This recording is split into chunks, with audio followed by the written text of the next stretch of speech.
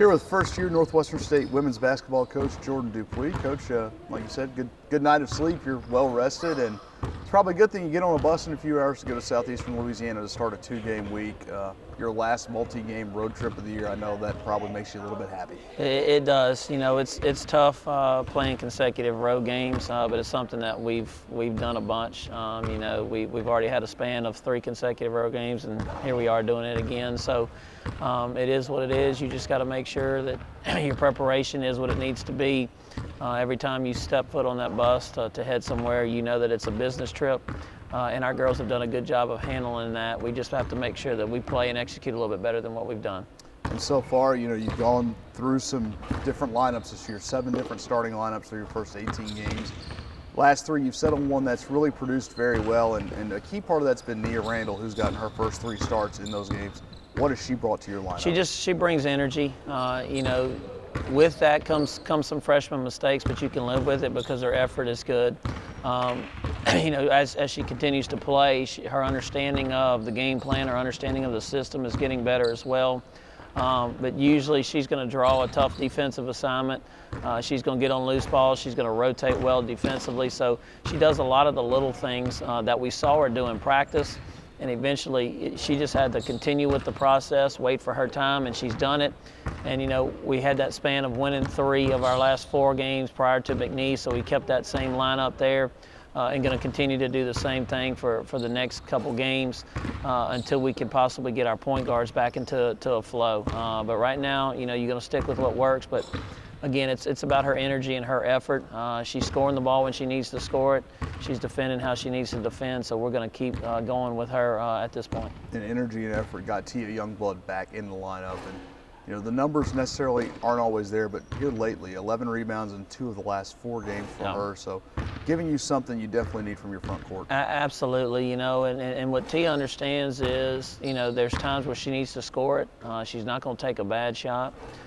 She's going to be physical on the defensive end. You know, I alluded to this after our last game against McNeese, and this kind of signified how she played that entire game. She had 1 possession where she hard hedged 3 times on an on-ball screen and pushed their point guard all the way out to almost half court, switched onto another guard, contained her with dribble penetration, and then got the defensive rebound, all within a 30-second period. So, you know, if we could all embrace that kind of effort and that kind of defensive execution for 40 minutes, we'd be difficult to beat. But she's done it with energy. She's not only doing it during the games, but her preparation has been really good as well. And as you can hear in the background, she's also putting in extra work right now. So that's honestly what it takes.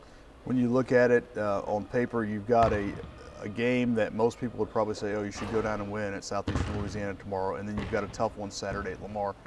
We've already seen this year how, you know, that's not always the case. Right. And Southeastern Louisiana, record's not good, but their effort's been there. They've challenged some of the top teams in the conference. They have, and the thing that you have to give Errol credit for is how hard they play, especially at home. To me, almost 2 totally different teams with their level of confidence and level of urgency and intensity when they're playing at home. I've said it all the time, you can throw records out the window when it comes to conference games. It's about matchups, it's about toughness, it's about will. And they have all 3 of those when they play at home. So it's going to be a very difficult game.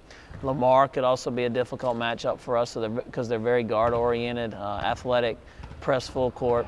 So we just have to take it one day at a time. Right now, my concern is Tuesday's practice, and then once Tuesday practice is up, then our shoot-around, and then our game tomorrow. But our girls understand what's ahead of them. You can't take anybody lightly.